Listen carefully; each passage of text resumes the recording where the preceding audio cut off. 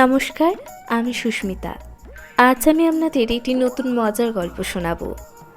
গল্পটির নাম কবি সুকুমার রায়ের লেখা হিংসুটে।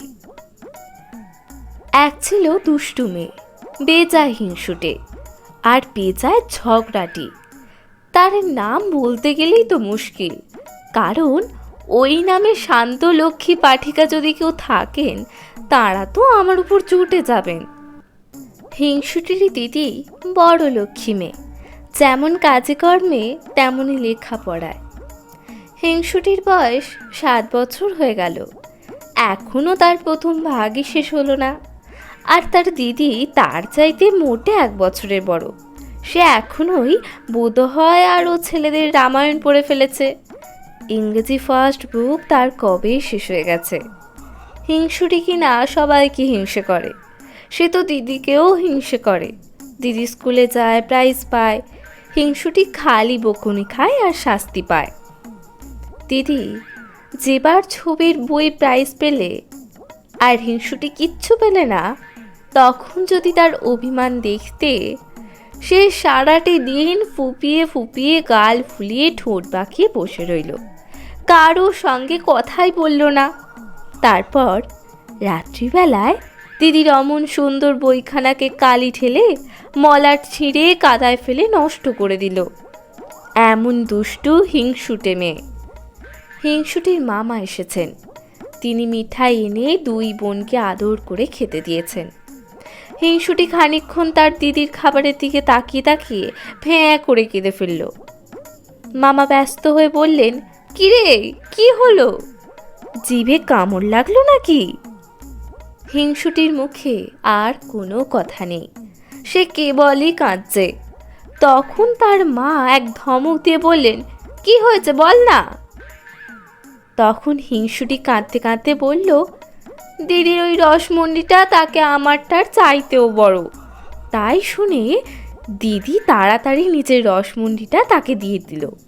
অথচ হিংসুটি নিজে যা খাবার পেয়েছিল তার অর্ধেকও সে খেতে পারল না, নষ্ট করে ফেলে দিল। দিদির জন্মদিনে দিদির নতুন জামা, নতুন কাপড় আসলে হিংসুটি তাই নিয়ে চেঁচিয়ে বাড়ি মাথায় তোলে। একদিন হিংসুটি তার মায়ের আলমারি খুলে দেখে কি, লাল জামা গায়ে, লাল জুতো পায়, টুকটুকে রাঙা পুতুল বাক্সের মধ্যে শুয়ে আছে। হিংসুটি বলল, দেখেছো দিদি কি দুষ্টু, নিশ্চয়ই মামার কাছ থেকে পুতুল আদায় করেছে, আবার আমায় না দেখিয়ে মায়ের কাছে লুকিয়ে রাখা হয়েছে। তখন তার ভয়ানক রাগ হলো। সে ভাবল, আমি তো ছোট বোন, আমারই তো পুতুল পাওয়া উচিত, দিদি কেন মিছিমিছি পুতুল পানে? এই ভেবে সে পুতুলটাকে উঠিয়ে নিল।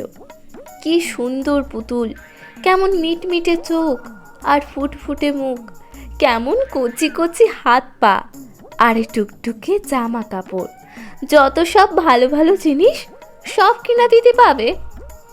হিংসুটির চোখ ফেটে জল এলো। সে রেগে পুতুলটাকে আছড়িয়ে মাটিতে ফেলে দিল।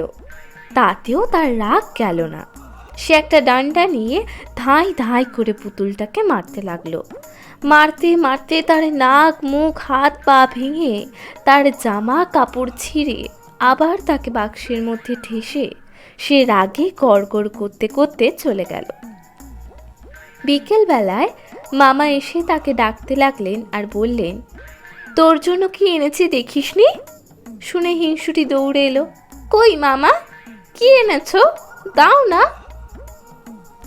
মামা বললেন, মার কাছে দেখিয়ে কেমন সুন্দর পুতুল এনেছি। হিংসুটি উৎসাহে নাচতে লাগলো। মাকে বলল, কোথায় রেখেছো মা? মা বললেন, আলমারিতে আছে। শুনে ভয় হিংসুটির বুকের মধ্যে ধড়াস ধড়াস করে উঠল। সে কাঁদো কাঁদো গলায় বলল, সেটার কি লাল জামা আর লাল জুতো পরানো, মাথায় কালো কালো কোঁকড়ানো চুল ছিল? মা বললেন, হ্যাঁ, তুই দেখেছিস নাকি? হিংসুটির মুখে আর কথা নেই। সে খানিকক্ষণ ফ্যাল ফ্যাল করে তাকিয়ে তারপর একেবারে ভ্যাঁ করে কেঁদে এক দৌড়ে সেখান থেকে পালিয়ে গেল। এরপরে যদি তার হিংসা দুষ্টুমি না কমে, তবে আর কি করে কমবে।